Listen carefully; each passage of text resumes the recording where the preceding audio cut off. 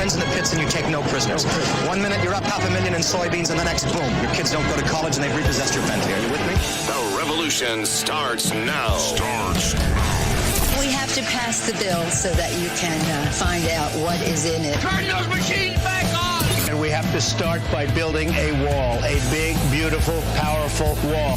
Show me the money! You are fake news. Oh, good for you. And how was it? I don't know when they decided that they wanted to make a virtue out of selfishness. If we lose freedom here, there's no place to escape to. This is the last stand on Earth. While we're live here, yet again, Lake Effect Radio Station, streaming live at not live stream, lakeeffectradio.org/studio. Hello, Kevin. How's it been? Things have been great. Hello yourself. How are you doing? Cool. It's better because we have Kevin Conaway here. Hello. That's me. Are you sure? Pretty sure. About like 80%. Are you really sure? 80-ish. All right, 76%. Okay. I need to see your driver's license. That's not a very high number for knowing if you're you. Oh, man, we got the sound effects going. I know. Nice. It somewhat happens in that, know, when you know Michael and that just happens. Yeah. On that aspect. So I know, Jeremy, I don't know if I've met you yet. I'm Mike. Mike, nice to meet you. He's a quiet one. No, I'm not. I'm just joking. Well, a little bit. Oh, I'm quiet. True. Sometimes. Music lover, treasure of here. I hear quiet is good for radio. Are you sure? I mean, it is on the Void Hour. We're gonna have to see how many of those snare takes we can make it to during this hour. It can happen. We could almost do a South Park episode over again. I think we're up to 2 so far. We're gonna count drum stings like we counted voids. Yeah. Back in the day. It sort of happens. That was so bad. It sort of happens. Yeah, it's been a minute since Geneva on a Lake than even last April here and that for sure. Yeah, that's right. Yeah. Did like the stuff though at the brewery. Except Kim Kennedy blew the thing of you guys didn't completely practice some of those songs that you were sort of just pulling them out. It had such high things of that sounded great that it's like that was a complete improv that it's like God, that dashes my hopes and dreams just a little. That's how it works sometimes. Like when you just feel it and it comes out. Yeah, it's good to pretend that we can just pull that stuff off right off the bat like that. But yeah, we definitely rehearsed. Yeah, you did. Yeah, but oh well. Yeah. But yeah, she threw that out there like on the 27th when she was up here. Oh yeah? Yeah. Gave a compliment that it's like, oh yeah, a few things we sort of made up just a little and that, or just had a run through once and that. It's like, God, I was going to give such a compliment. I mean, it's not like practicing is a bad thing. I know. I know. It works. It works. Yeah. They teach you at a very young age that you're supposed to practice. I believe it. There we go. In this society, not all the time. Yeah, well. True story. Yeah, I mean, well, that could lead to a much deeper discussion. I don't know if we want to go that deep here. I mean, there's also different aspects to practicing. Like practicing what? I mean, obviously music, but, there's like a specific song or just like, just getting familiar with the instrument more or... Yeah, that is true. And there's always a big difference between, sitting in a living room and rehearsing something as opposed to, playing it through a sound system and in front of people where, it can probably sound quite a bit different and you have a little bit more energy and adrenaline going on and a lot more eyes looking at you. So it is definitely a different world. Like if I'm learning a new song or something like that, I'll try and practice it and run it through a few times in my living room. But it's always different once you get out to start playing it and then start messing with the pedals and you hear it through a sound system as opposed to just hearing it in your living room, and it's a different animal at that point. Fair enough. Fair enough. And hopefully it sounds as good, if not better. But sometimes it doesn't. Or at least at first. Yeah. Takes that time. Yeah. The dreaded time thing. Yeah. Every once in a while, and that. Not including someone from last week was sort of dropping that you have something new coming out in the future. I wonder who that was. Who would that have been? I don't know. That's the funny thing about like musicians, man. We all know each other. So, I know, especially somebody him sort of recording you in the mm-hmm. studio and that. Then seeing that one post on Instagram and that he records in the dark. Yeah. I do. I wonder who. In the dark. Yeah, it's Seth MacFarlane, right? That's exactly who it was. No, just joking. So yeah, I am currently working on an album, which, to be honest, I think I was working on the last time I was here too. The process has been slow, but it's been tremendous. And we're inching ever closer to having it done. Just about maybe a week and a half ago, we finished up all the vocals for the record. So now all that's left is basically just kind of adding some ear candy here and there. Add a couple guitar solos or leads, or add some keyboard parts, or get the old tambourine in there and whatnot. And then, of course, you got to mix it and master it, and then comes all the fun parts of deciding how I'm supposed to market the thing, and all that sort of stuff, all the post-recording, the adulting part. Yeah, exactly. But as far as the recording goes, we're getting pretty close to it being done. I mean, we're still far enough away to where I don't want to put a deadline or a date on it, and in the near future. Right, yeah, we'll just say in the near future. Like I'm fairly confident that I'll have it ready to be released within like probably the first half of next year. Just because nice. I don't know how much longer the recording is going to take, and I don't know how much time is going to have to be spent in that whole marketing phase. But yeah, I mean, it's the light at the end of the tunnel is now very visible. We'll put it that nice. way. You're not being the coyote and being at the very far end. I hope not. I'm sorry, I had to throw in that reference. Yeah. Oh, mouse was in the wrong spot. Oh man, that's a late drum hit. Come on, drummer. I know. We didn't pay him that well today. It sort of happens. It's a drummer. You're not supposed to pay them that well. Wow. That got awkward. No, I'm just joking. But yeah, Michael was sort of saying that, when he was here about you guys been working on and that.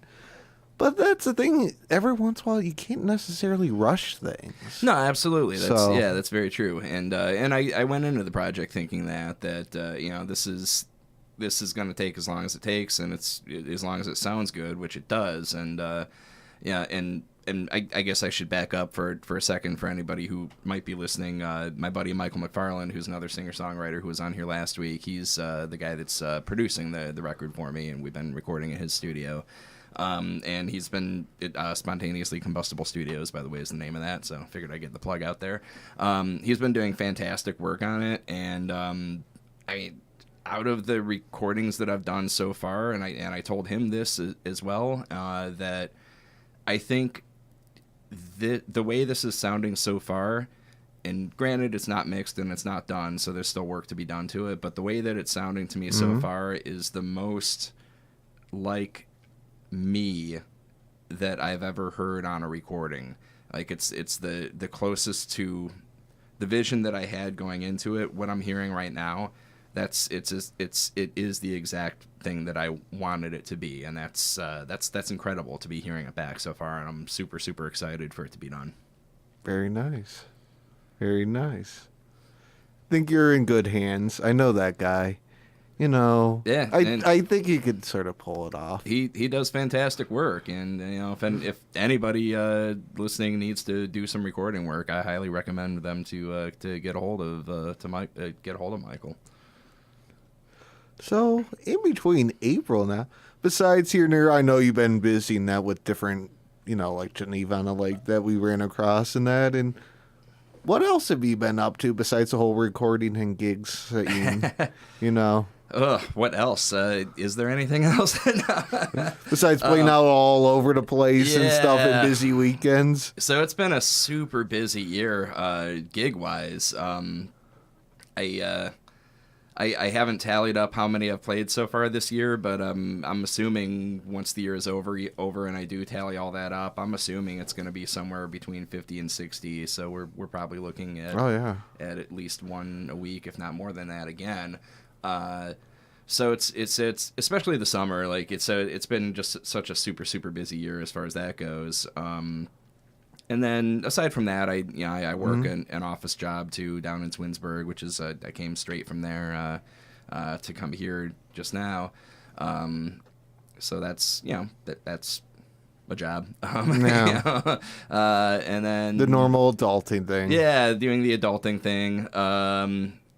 And that's, in all honesty, that's kind of the life at this point. You know, like I try to have some semblance of a social life outside of gigging and work, and you know, there's very little time these days for that to even be a thing. So I feel it. Yeah, so it's just one of those, like on those rare weekends where I don't have a gig, it's I'm almost like I almost get to that point where it's like, I don't have any gigs. I don't have anything to do this weekend. I could go out and do stuff and hang out or whatever, or I could just stay at home and do nothing and watch Netflix, and that sounds awesome. I think that's what I'll do. So it's no harm in that. Yeah. Every once in a while, you know. So there's the me time. Yeah, so there's been a few of those. I've tried to do a little bit more traveling this year too, and it's kind of another one of those cases of, you know, when you have a gig every weekend, when you get those extremely rare weekends where there's no gig on a Friday, a Saturday, or a Sunday, which I think happens 4 or 5 times a year for me at this point. I've been trying to just take little weekend trips here and there. Like I went up to Toronto in the summer and went out to Philly, I think back in the spring, and saw a couple of friends out there.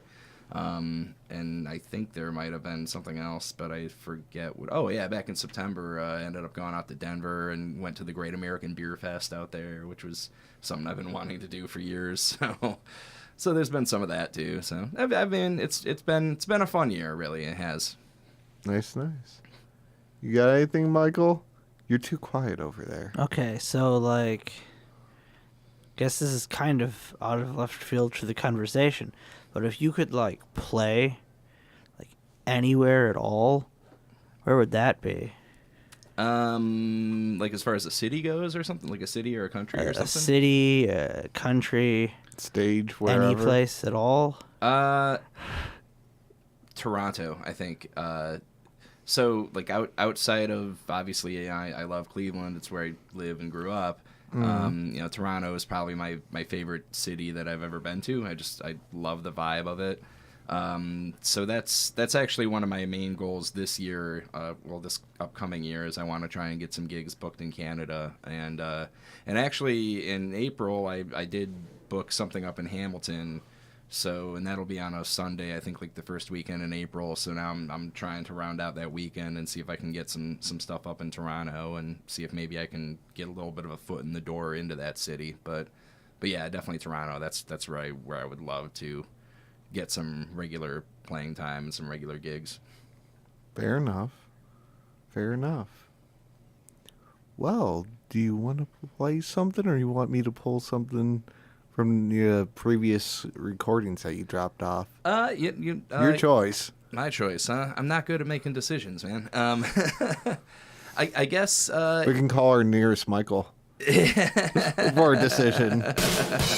Oh, there we go. I lost count. What are we up to? Like I don't 4, know. 5, something like that. I'm not good at keeping count. I'm just going to throw it out there now. Yeah. I guess.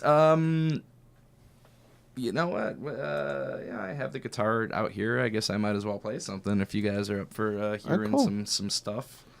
I can pull out this thing because I'm not really good at remembering lyrics, so I gotta pull up the lyrics on this little guy here.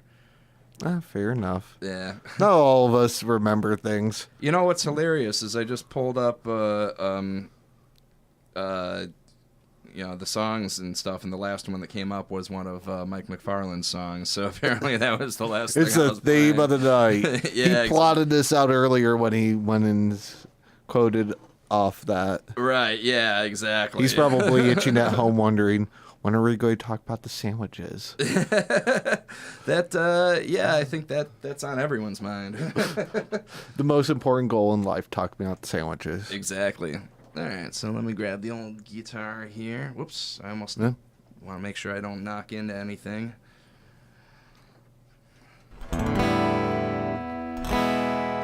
Let's make sure that's in tune really quick. We're going to do a little song called the Tuning Song. Is that patent? It is, yeah, I copyrighted that. So if anybody else plays it, let me know. Okay. How much do you get, for that? Surprisingly, very little. Very little? I think a lot of people are playing it without actually registering it. Okay.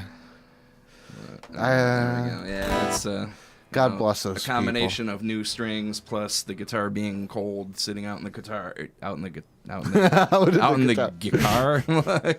Yeah, I know. Somebody still has that Monday feel. Yeah, exactly. What day is it? It's Tuesday. Yep, Jeez. Tuesday. Trust me, I legit didn't know the answer to that as I was asking that question. Both to yesterday today for me to sort of blurred pretty darn quick. Yeah, it took me till 2:00 to realize that it's not Monday. Well, it's always good when you think it's Monday and it's actually not. It's what's really bad is when you think it's Tuesday and it's actually Monday. Nice. All right, so this is one of the songs that I have been working on that upcoming album. One of the songs I've been working on with Michael. It's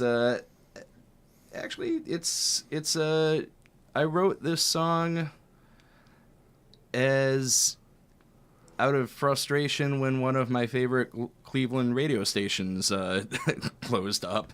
So this song was about how there wasn't really any good mainstream Cleveland radio left in the city.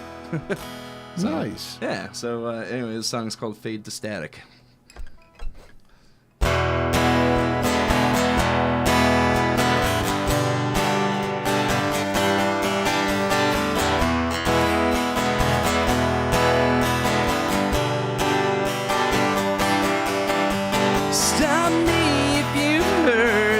One before I swore it's a revolving door. I feel like a broken record, but I can't take this anymore. Stop the frequency and kill the lights tonight. It'll be alright. Who cares for the audience? Just sound off for the bottom line. When you go, I'll be sure to follow. It's status quo, but cancel all your plans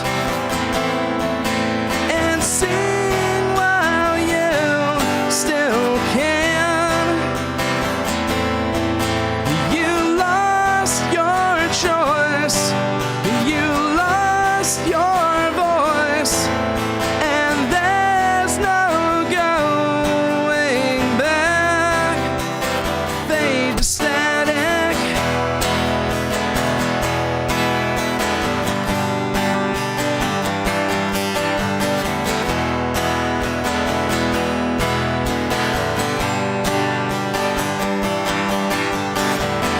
I know the business is what's best, I guess, but I got one request. I'm not just a number now. I'm lost, but I digress. It's the end of the world, and I feel fine. I lied, a witness to this crime. The silence is deafening. The connection fades. The signal dies. When you go, I'll be sure to follow. It's status quo, but cancel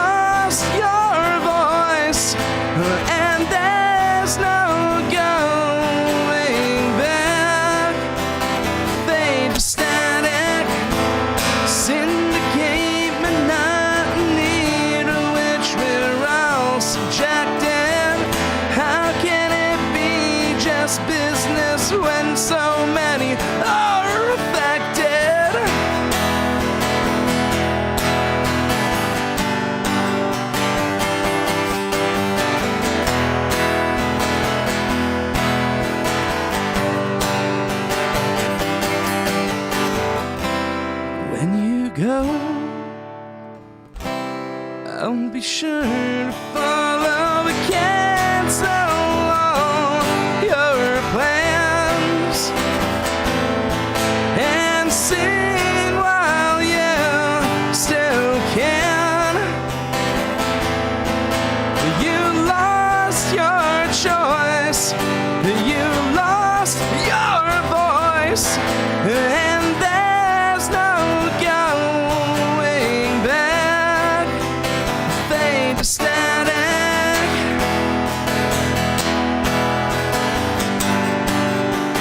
Fade to static.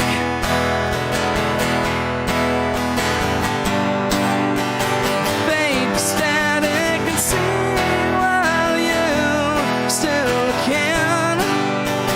Fade to static and sing while you still can. Fade to static.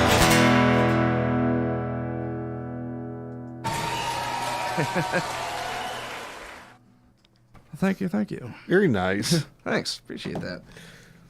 Yeah, gotta love that. Running sound and running Facebook Live. Yeah. And holding that and adjusting things all at the same time. A man of many hats. I know. Something like that. I like the trick of the phone between the headphone cans. It's not a bad idea there. Actually, when Michael was here, he said, well, why were you doing that and that? That was sort of weird in that you're sitting there doing that. You know. Well, the huge key out of that is for one reason only. When you plug directly in, you can't completely hear it that well in depth, the guitar. So I somewhat going through my headphones in between this MacGyver thing that you get the actual full picture. See? Nice. I like it. Power of the madness. Yeah. Besides Tim wondering, what is your favorite sandwich?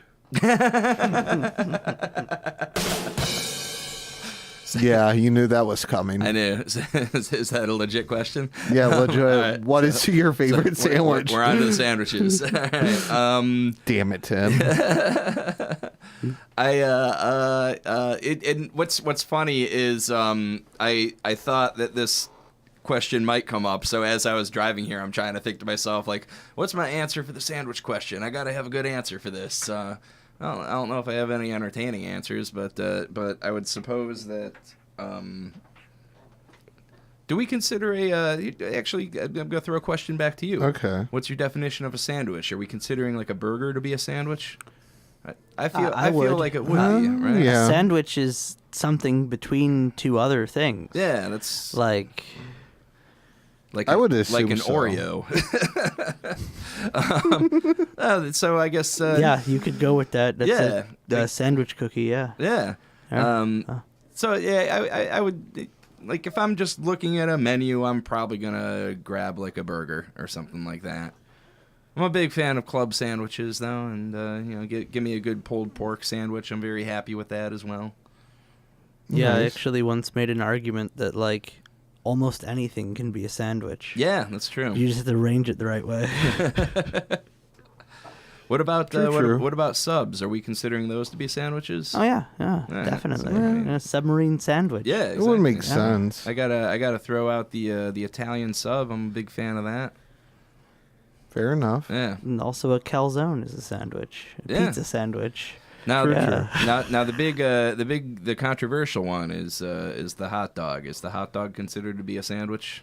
I don't know. It's between a bun. It is, but it's not. I mean, if you have fully to, between. if you have It's to like a break the split bun up to make it into a sandwich, technically, if that's one of the rules, then it can be turned into a sandwich easily. Okay. Well, we have something Yeah. to discuss. so that's Got to get Michael in this loop, and we Yeah. can have a serious, good discussion Yeah. of this. That's not bad though. I like the logic behind that though. I mean, if you have to break the bread anyhow, even if you're not going all the way through it, if you have to still get inside to the bread somehow, that counts. I like that logic. That's Fair enough. yeah. I mean, I can't argue that. That is a good point. One could argue that the shape of a hot dog bun does not make a sandwich, but if you tore it into two parts, then it's undeniable.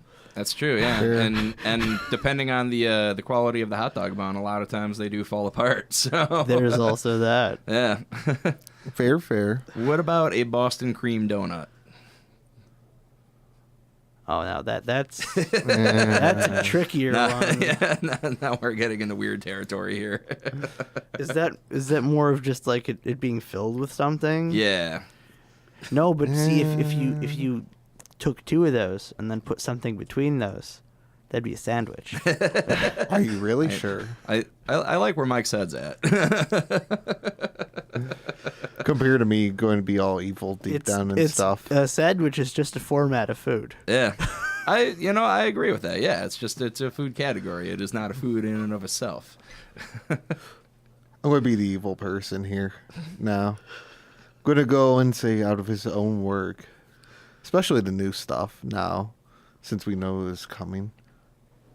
Top 2 songs of your own stuff. Ooh. I'm going to be that jerk. Make me pick between my babies. There we go. I think we're up to 6 now. I don't know if we're. I don't know. To be honest, I lost count after 2. I did too. I really, really wanted to keep count too, and I lost count. I'm ashamed. I don't know. It might be 6. It might be more. Seems about right. Sounds right. Go through and count it afterwards. Yeah, it sounds right to me. We'll go with that. So my answer to that, I suppose, would be. Need more some time? I think my favorite song that I've written is a song that's going to actually be the last track on the album that we're currently recording. Okay. It's a song called Planes. It's like, I want to say it's like a 12-minute long song, and the last 4 or 5 minutes of which is just kind of like a repeated musical phrasing that just sort of drones on and repeats. Mm-hmm. Very, very Jimmy Eat World-esque, I think, when it gets to that point in the song. But it's a song that has a lot of movements going on in it. Lyrically, it's a song that I really liked a lot and felt at the time very truthful to me, and still feels very authentic and truthful. And I love the music to it. It's slow and light and kind of ballady and kind of not really moody, but just kind of it's one of those songs where it's not a sad song, it's not a happy song, it's just kind of got a little bit of just sort of a melancholy mood to it, very reflective in nature. And I think it's going to be the perfect closing song to the album, and it's one that I've been wanting to get on a recording for a long time, and that's probably the one that I'm the most proud of. As for what the number. Here we'll add in a segment. Yeah. This song, I wrote this song. This is my number 2. Let's see if he gets this. It's so hard to concentrate with that. That's all I want to do is laugh at it. This is a pop-up segment brought to you by I don't know. So, probably my second favorite song that I had written is a song called Scars, which was off of my first album. There's actually 2 versions of it on that album. There's an acoustic version and then an electric version where I kind of extend some things and turn like a 4-minute song into a 7-minute song. So you can see you can kind of tell that I sort of gravitate towards longer songs. That's no harm in that. Yeah. But that one was a song that I'd written about a friend of mine, and when I played it for her for the first time, she got really emotional, and it's one of those moments where, like, when you can see something that I've written that just has that profound effect on somebody else, it's incredibly moving. So that's probably my number 2. Fair enough.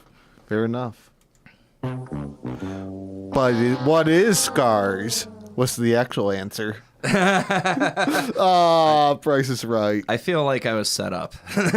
Oh, especially because if you think goes from Jeopardy to Price is Right. Yeah, that was a pure setup of that doesn't completely make even sense, but that works. That's been brought to you by I Wish I Knew.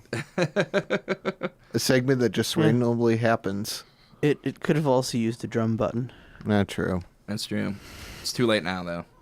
It kind of is. Yeah, the moment has passed. I know. I had to throw that in there. I haven't done that to him yet. Almost everyone that happens to, and very few actually make it through that segment and actually accomplish it.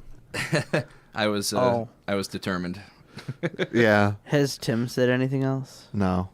All right. Should we?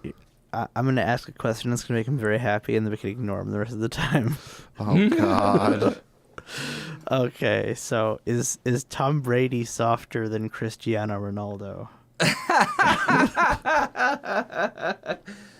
I'll be honest, I'm not a soccer fan, so I don't know much about Cristiano Ronaldo other than he plays soccer. And I'll probably get chastised for this, but I kind of like Tom Brady. So I'm going to say no. Don't worry, he's booing deep down inside from across the street at the other building.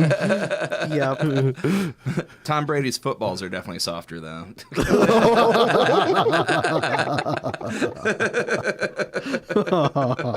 Oh, God.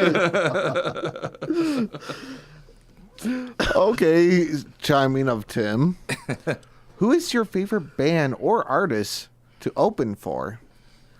Are we talking about something that I have opened for, or like an ideal situation? Could do both. Yeah. Okay. So I think the coolest experiences that I've had opening for a band, and actually I want to say this happened. No, man. All right. No, Actually, he did put both. Okay. So good. You're on the right track. Now I'm rethinking my answer. All right, so no, it's no Price is Right. Wrong one coming your way. So I think the coolest experience that I've had opening for a band was when I released that first album that I did under my own name after my old high school and college band broke up. This was 2006. The show that I released it at, I was calling it a CD release party, but really it was like an opening gig that I had gotten opening up for another band. So it sort of combined two into one, and like, hey, come catch us opening up for these guys. And oh, by the way, I'm releasing this new CD. We had opened up for. I put together a full band backing me up for the show, and we had opened up for a band called Vast, which was at the Agora Ballroom. And I mean, Vast isn't like the biggest band in the world by any stretch of the imagination. I would imagine most people listening probably has never heard of them, but they had they had a couple of small scale hit songs like back in like the early 2000s, and they drew a big crowd. The Agora Ballroom itself was packed for the show. I actually drew a fairly decent crowd as well, by my standards at least, and. We sounded awesome. The room was great to play in. All of the logistics and the administration and stuff that goes on behind the scenes was just very easy to work with and great. And like there was no stress, no hiccups or anything like that going into the show, which is huge. And we played to a packed room of people that were really into what we were doing, and just loving the stuff that we were playing. And I sold some CDs afterward, met a bunch of people and stuff like that came through the merch line and stuff afterward. A couple of the guys in Vast came over to check out our set too, and we got to hang out with some of those guys before the show and after the show, and it was just all around an awesome experience. So I would say that's probably the best one that I have opened for. If we're talking like who would be like the ideal band to open for, man, there's so many. I think that like it would be freaking awesome to be able to do a show with like someone like the Foo Fighters or someone like that. True. Because like not only are they just a fun band to watch, but I feel like all of them are probably really cool, down to earth guys, and man, I just really want to meet Dave Grohl. So it sort of goes both ways, the experience and all that. Yeah, I can feel sort like of that see would be awesome. Seeing in the back, and that of, hey, how's it going? And that. How was your last gig of that? Being in front of like a few thousand people and that, and making whatever amount of money and that. Yeah, I feel like that would be incredible, and he'd probably be cool about it and drunk, and we'd be drinking beers and stuff. I think so. Nah, true. Yeah, so I mean that would be awesome. True. I got you in that. So. We want to jump to another song, either that or that. I've got a question real quick. Sure. Yeah. Yeah, so if, like, you made it big, who would you want to have open for you? Oh, the tables had turned. I have no clue. That's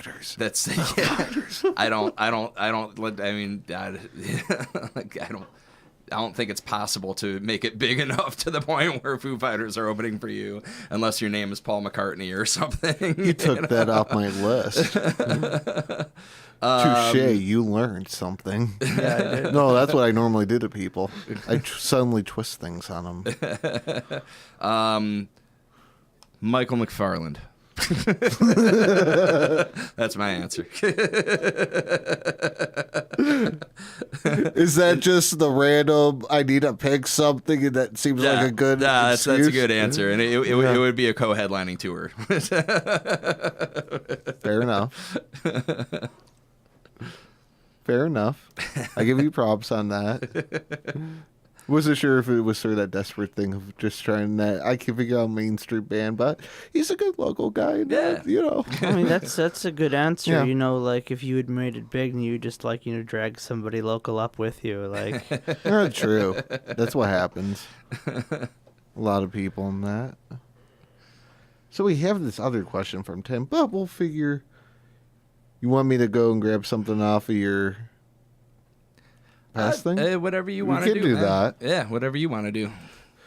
So, but I'll let you pick the song. All right. Canadian? Hey, why not? That's always a fun one. Okay. I'll introduce this one too. It's a song about a girl who was Canadian. Are you sure? Yeah. Okay. At least she was at the time. There we go. On that note. It's Lake Effect Radio. We got some new local music here from Kevin Conaway. You can check him out, kevinconaway.com. Here's Canadian Girl. It's Lake Effect. She makes me laugh. She makes me cry. She makes me wonder just who the hell am I? She makes me smile when she says hey. I think she's hot, but I think she thinks I'm gay. Well, I don't know what I'm doing. Well, I don't know if this is right. All I know is that I hope that she'll be mine tonight. 'Cause I'm in love with a Canadian girl. She doesn't know it, but she gives me the world. And when she speaks to me, she sets me free. I don't think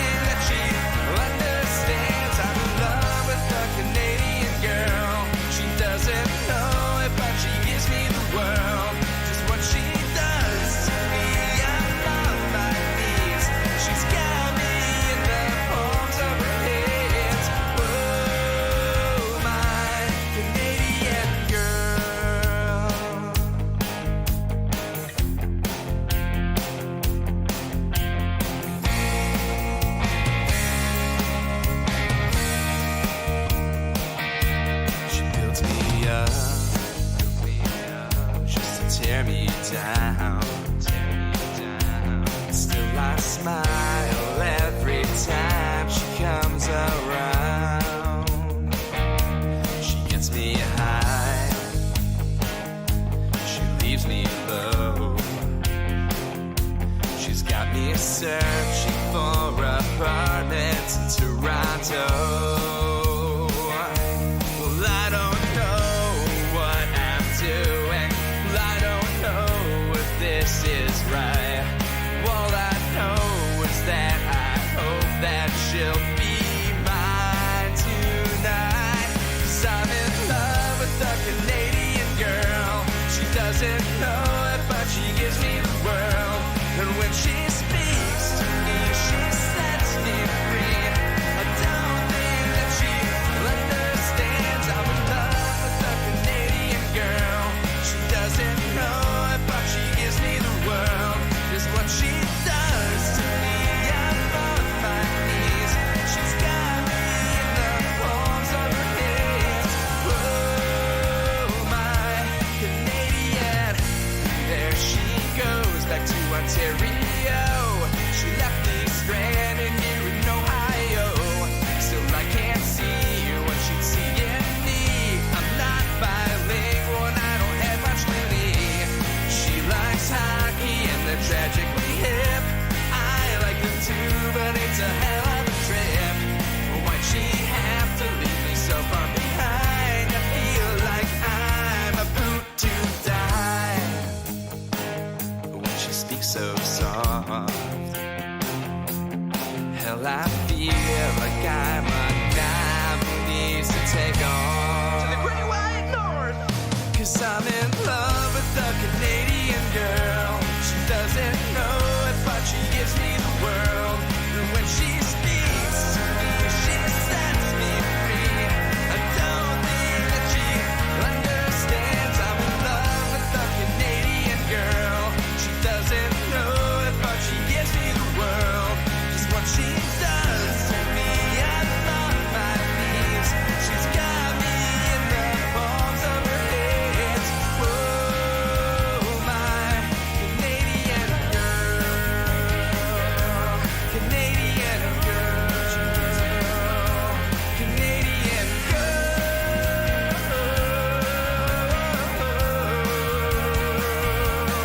Canadian girl. Canadian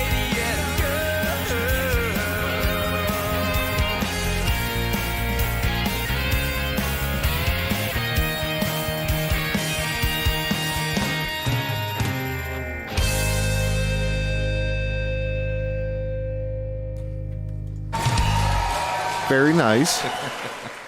Very nice. Thank you, thank you. So, I always wanted to know, too, a little bit behind that. Did it randomly come up, the idea of writing that song? That song, so A reason of any sort? So I'll tell you the whole reason behind that song. Okay.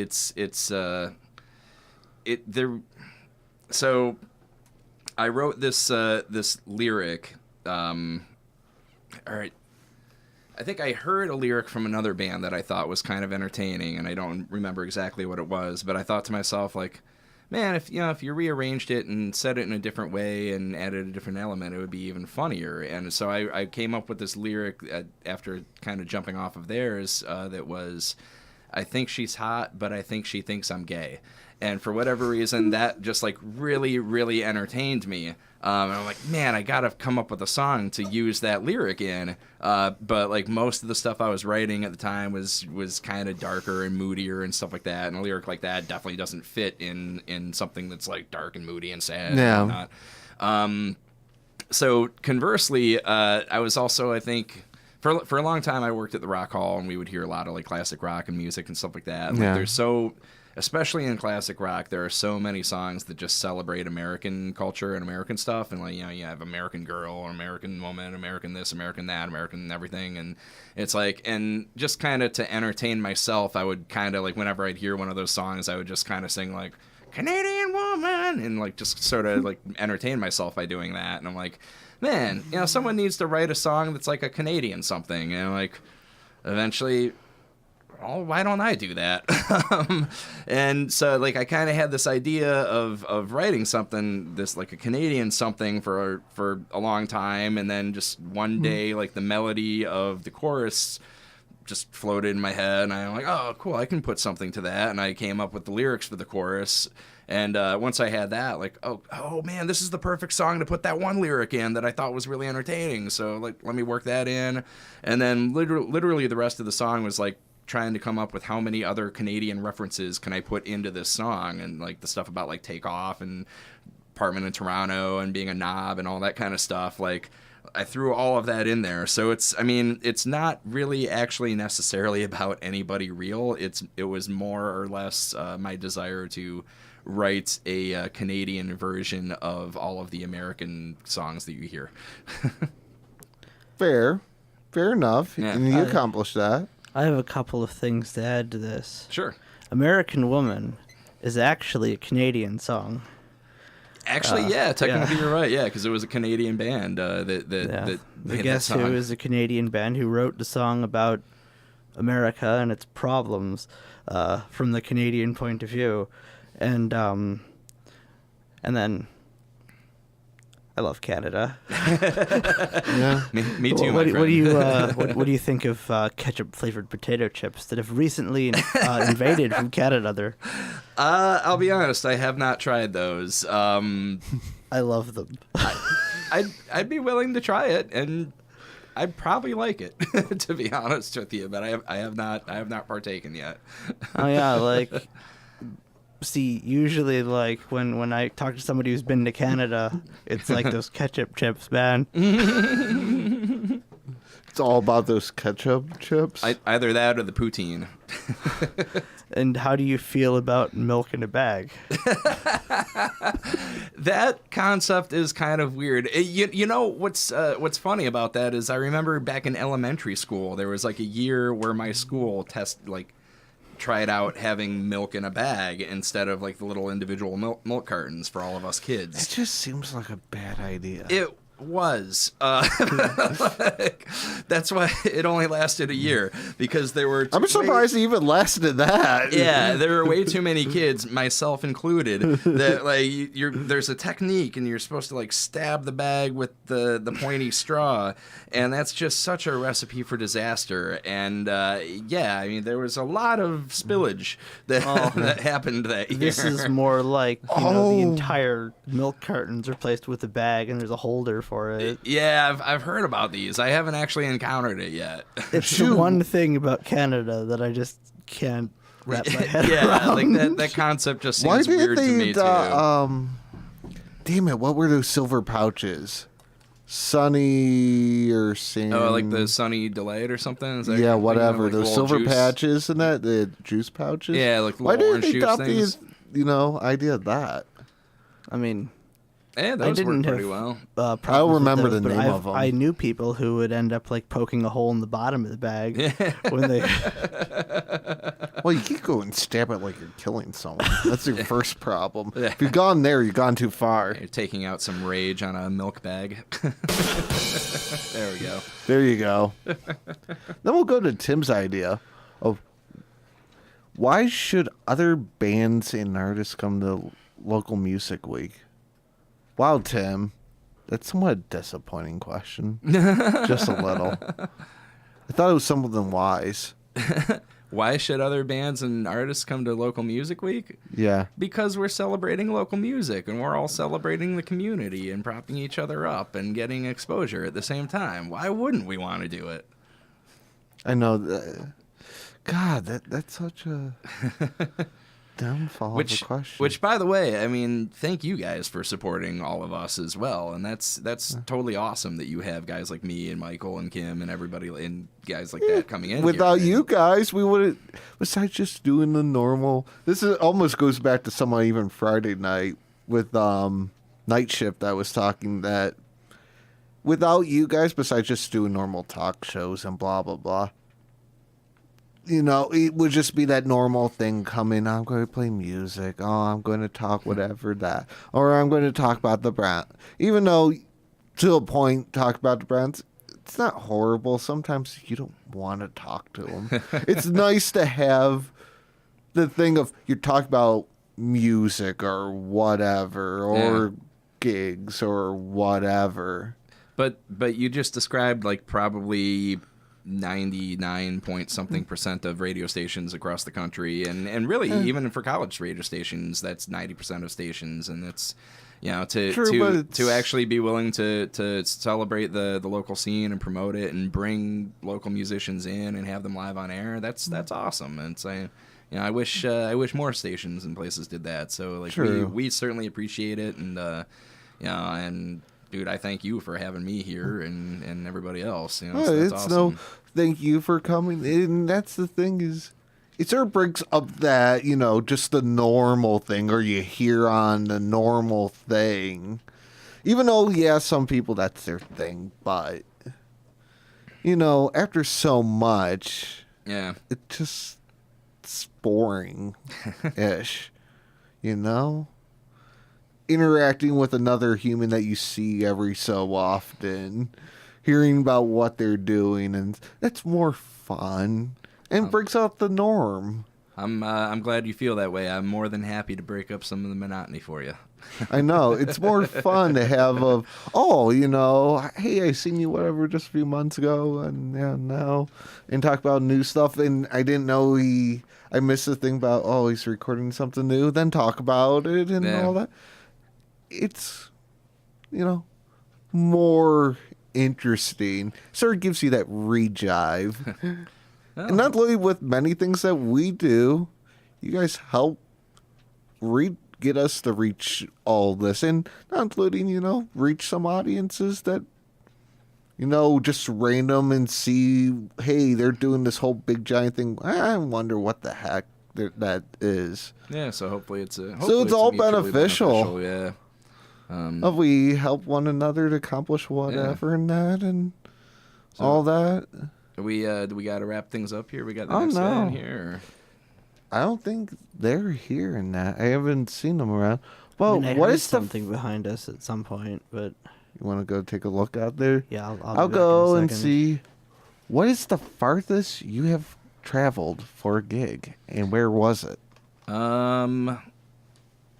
I played a conference out in Northampton, Massachusetts once.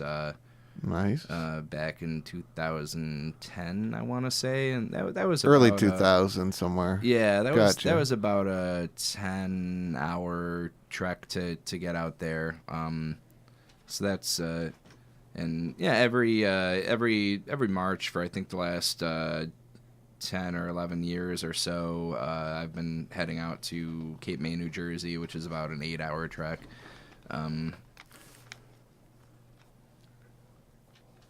Don't mind us. Yep. All right. Offline discussion here. Okay. So we have some time in that. Okay. So the next guy's not here. Oh no. Yeah, I can go out a little more in that. Maybe fit in another play even in that into that. Sure. All right. But might as well in that. Beneficial in that. Yeah, I'm game if you guys are. Yeah, definitely in that. But Jamie would actually love that. I know she, especially because she fell in love with like Michael's stuff, even yours, because it's pretty.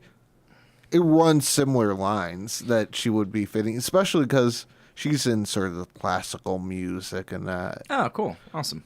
Especially the funny thing is she actually worked at the Rock Hall. Oh, no kidding. Wait, so who is this? The secretary, Jamie.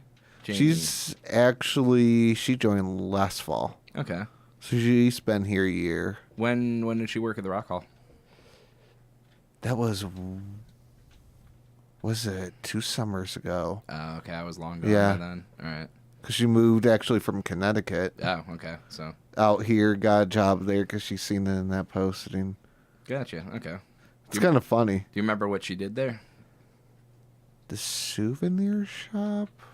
Or something. That's interesting. All right, I gotta cashier in that there. I have to meet her and talk to her because that's where I worked at the Rock Hall as well. So that's funny. We probably know some of the same people. More than likely. Yeah. She said it was like one person that was there for like 16 years. Oh yeah. There's probably a couple there. That'd probably be Ron.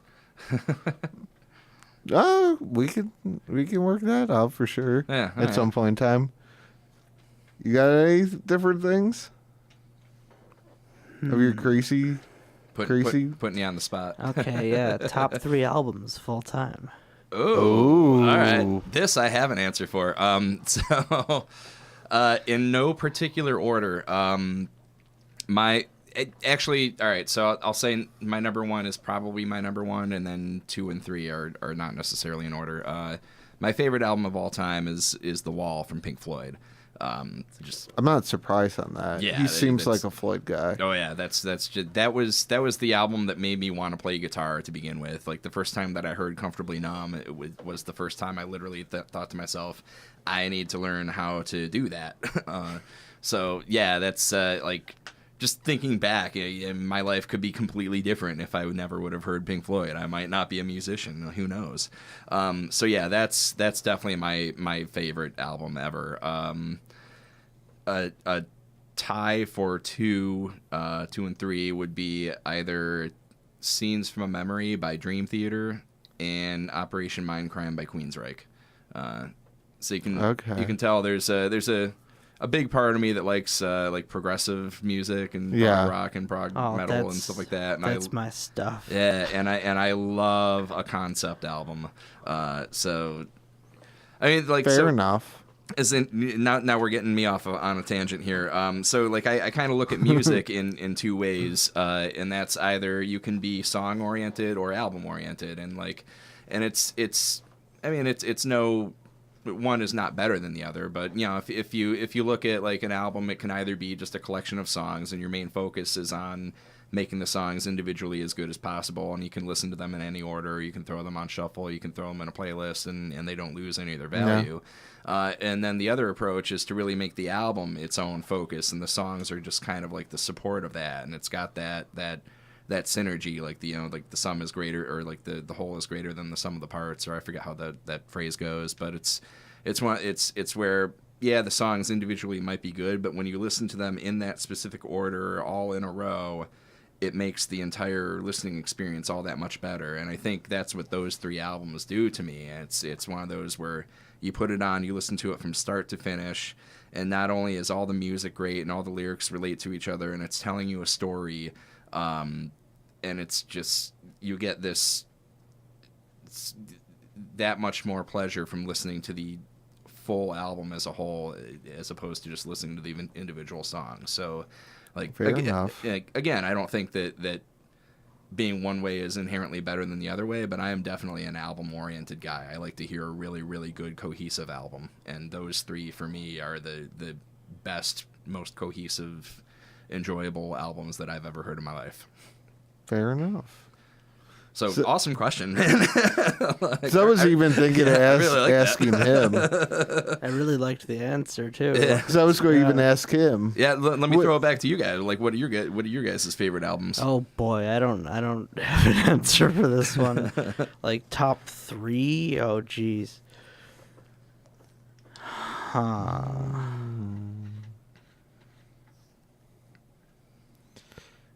that. Yeah. Well, Dark Side, you got to do that. Dark Side of the Moon. Fantastic choice. For sure. That's somewhere in my top 15, yeah.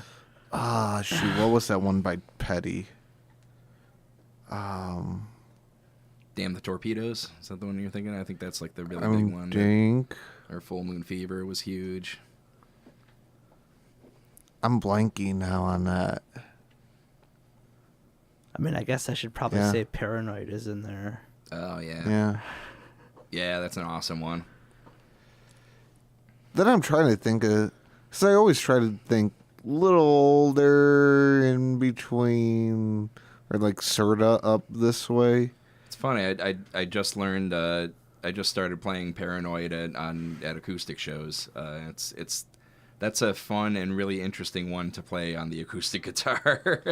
Yeah, actually, I'm curious to see how that works. No. Is there any copyright infringement to play something like that in here? Oh, we have covers. All right. Oh, yeah, okay, that makes sense. All right. I'll sort of throw it out here. We don't restrict anyone. It's here and there's some of the covers and that they even run through the local music stuff. Besides just people with their own works and that, or duets and all that. Yeah, that makes sense. And there's even some covers in there. Yeah, and I mean, even my stuff's registered, so I guess that was a dumb question on my end. No worries. You're not going to get your head bit off and that. Except maybe YouTube might not like it, but that's out of our control. In your control. That's Google. YouTube's YouTube. Yeah. Well, the automatic detection stuff shouldn't really pick up a cover. You never know. You never know. Google's being Google. I mean, an acoustic cover, though. I know. Google knows all, man. It's Big Brother. I hate them. But yeah, we never restrict on playing and anything in that of anything. Should I play a little Sabbath then? Why not? Yeah. We never had anyone actually do Sabbath. This will be actually interesting. All right, cool. I know I challenged Jesse to do Petty, Last Dance by Mary Jane. Oh, that's a great song too.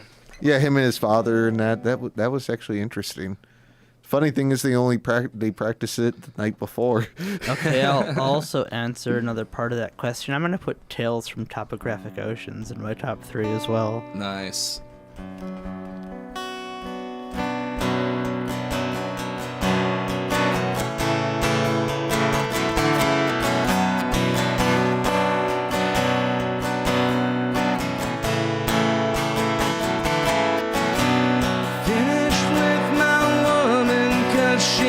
Couldn't help me with my mind.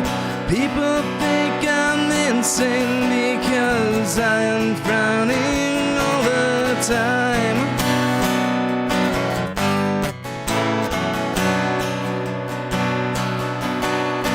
All day long I think of things, but nothing seems to satisfy. Think I'll lose my mind if I don't find something to pacify. Can you help me occupy my brain? Oh yeah.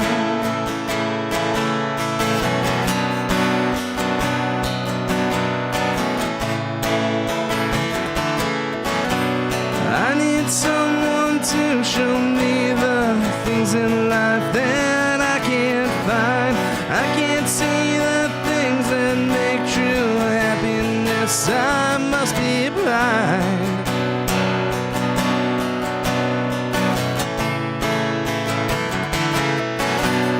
Make a joke and I will sigh, and you will laugh and I will cry. Happiness I cannot feel, and love to me is so unreal.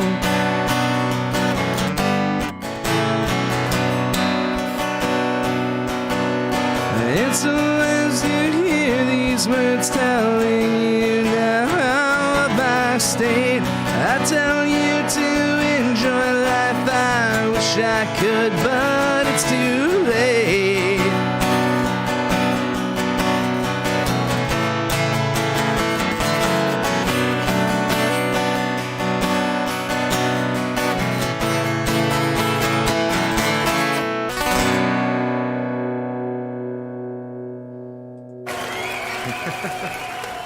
Nice. Thank you. So yeah, a little bit of a different take on that song. Fair enough. I like doing stuff like that too. And I do a ton of shows where it's like a 3-hour set or something like that. So I'll play maybe, I don't know, 20% originals and then the rest will be cover songs. And my own rule of thumb when it comes to playing shows like that is I never learn or I never play a cover song unless it's a song that I like. And I mean, thankfully I like a lot of music, but but if somebody's asking for like Wagon Wheel or something like that. Like, well, no, I'm sorry, I don't know that one. Why don't you know it? Well, because I don't want to. But I love to work in songs like that where it's like something that you wouldn't expect to hear, and I do my own little kind of twist on it. So it's like, you know, when you see a guy standing up there with an acoustic guitar, you're not going to expect to hear Black Sabbath, or you're not going to expect to hear Iron Maiden or something like that, which is another thing that I'll pull out every now and then. Yeah, that's true. Yeah. So it's stuff like that is fun. Fair enough. Fair enough. But I sort of get it in that, you know, doing sort of little of your own, sort of more covers and that.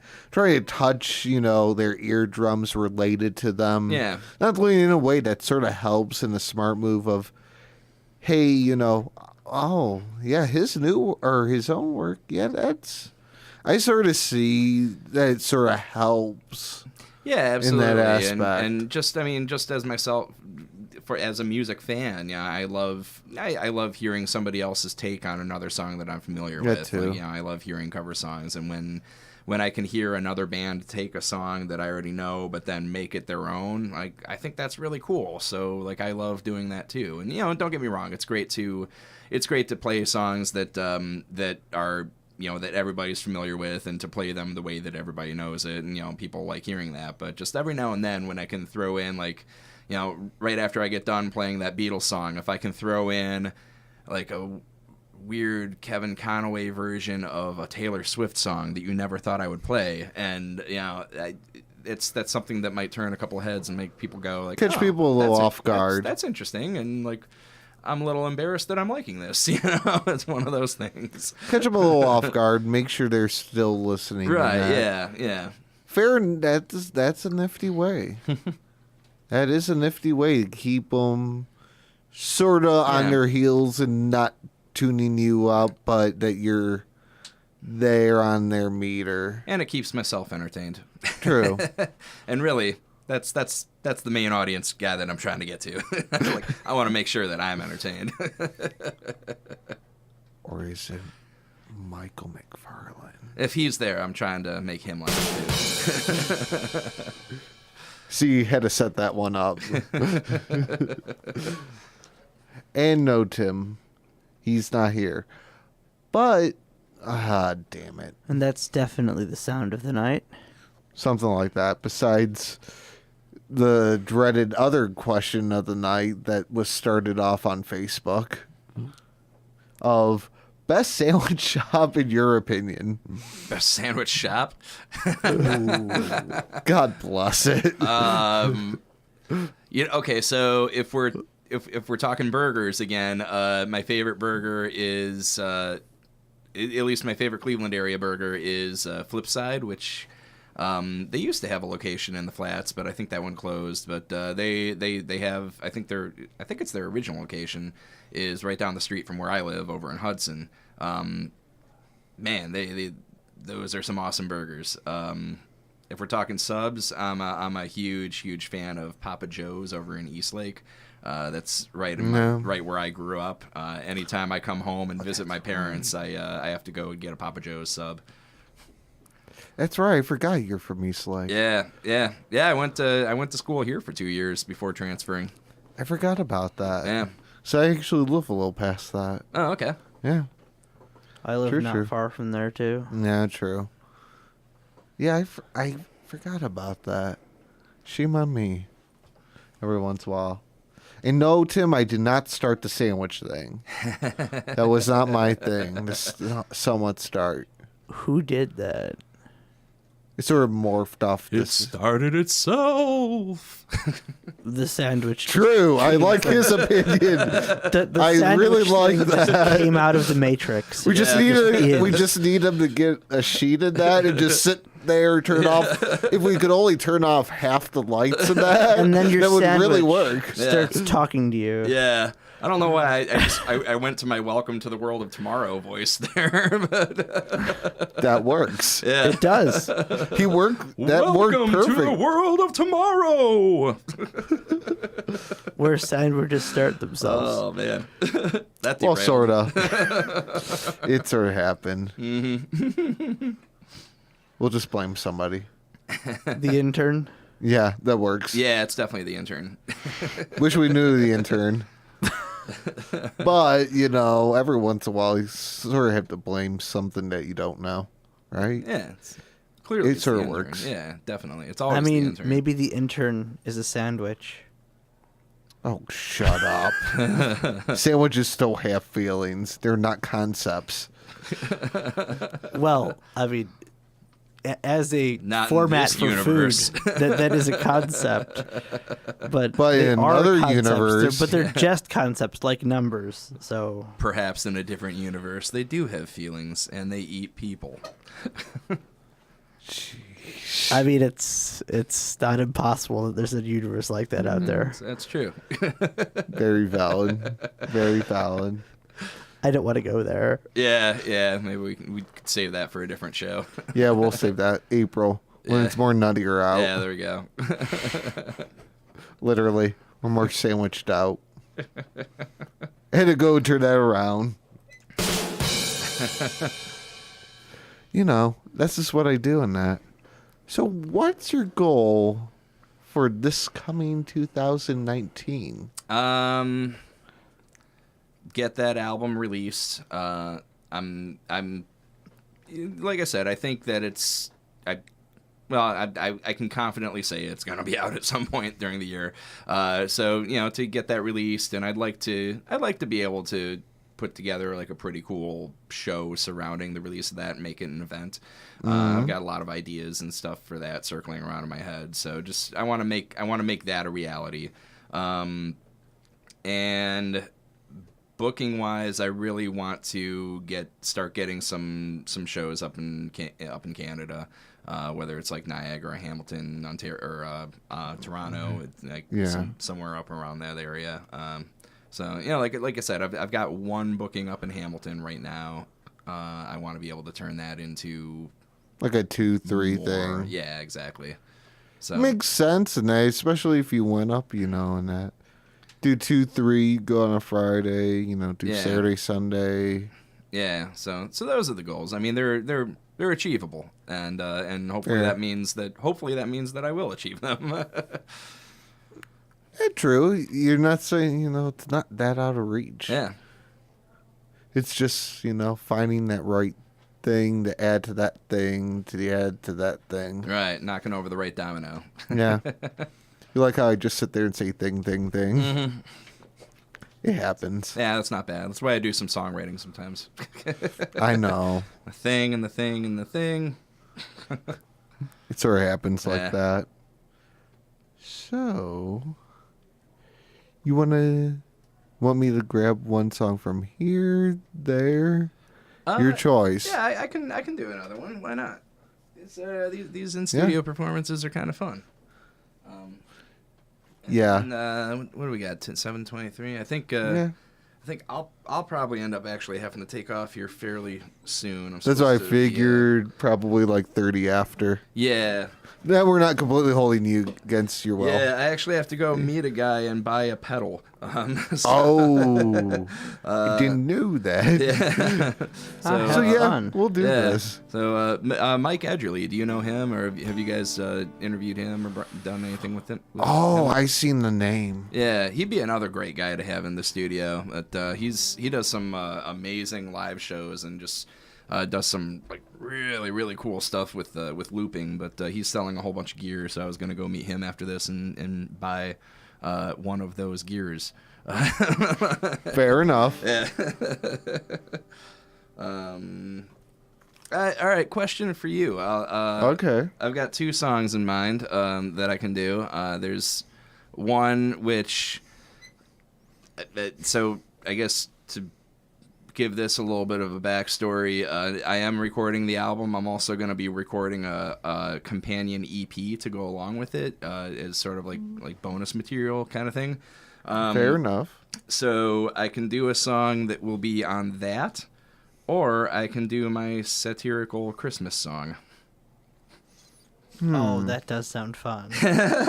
It does, doesn't it? I figured that would be the one we would go for. And you know what? Like, ordinarily, I would be angry of anybody playing Christmas music before Christmas. Yeah, no, it's too early. No, but we're it's too. Also, it's also satirical, so Yeah, so that's fine. Yeah. Well, no, all the right. other thing is we're more ticked off at the stores for starting in the beginning of, or not even the end of September with Yeah, Christmas. it's like so this holiday called Halloween. That, yeah, right. How do you feel about your favorite artists just obligatorily releasing Christmas albums just to try and make a quick buck? you want to go and smack them? Yeah. I mean, my favorite artists, that hasn't happened for a while. But if it did, would you be a little bit disappointed? That'd probably be more. If it was Justin Bieber, I would probably just laugh. support him. All right, so I think we're all kind of Canada doesn't want him back. I know they did Yeah. declare war on us. Yeah. Yeah. All right, so I think we're all on the same page. This song is called Christmas Cash Grab.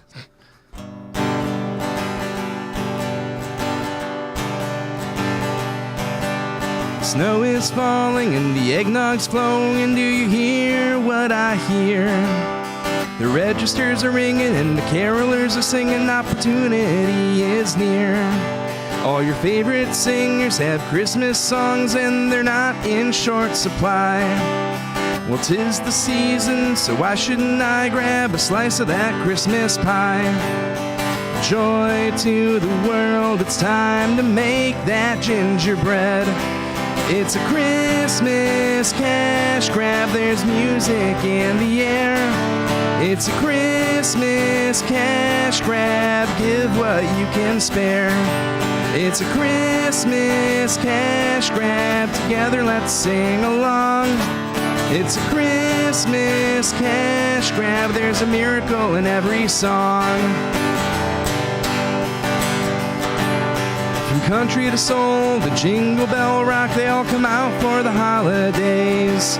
On the radio and in every store, you just can't get away.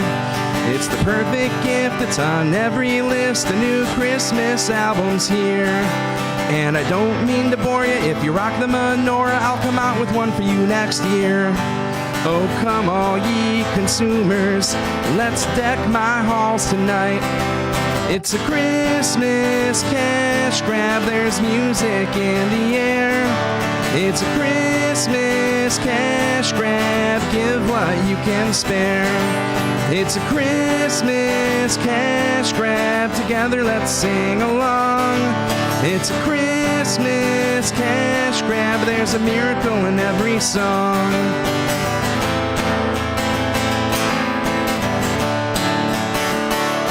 I'll be dreaming of a green Christmas this year, spreading all that profitable cheer. It's a Christmas cash grab, there's music in the air. It's a Christmas cash grab, give what you can spare.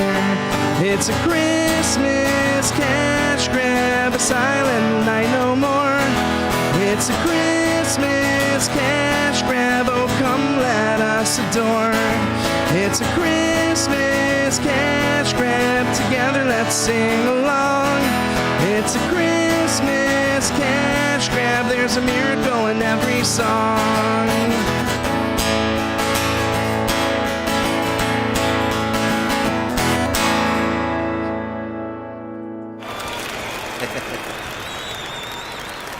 Yeah, that's that one's actually funny. perfectly fitting. I love that. This is probably It's my not too Christmas and it's not too normal. It's that perfect balance of. This is probably Pretty much going what to I was be going my for. favorite Christmas song released this year. You're never hearing that before in that. Yeah, it's Thank not you. that glimmer of, oh God, it's Christmas. Yeah, it's that. It's right on that line of, it's enjoyable and it's not too early, not too late. Thank you. First time I appreciate could ever that. say that, especially with like Christmas music starting beginning of this month in the stores. I know, right? Yeah, fair enough. That lived up to its props. Thank you so much. I appreciate that. Yeah, literally in that. I mean, as far as I'm concerned, spooky season just ended yesterday. Yeah, that's what I happens. feel like that doesn't have to end. I mean, no, it's for me, it's spooky season all year round, but like, you know, I'm like, Halloween's awesome. 13 is a number that one can, and people talk about like the 13 days of Halloween, and the 12 days of Christmas actually start on Christmas Day.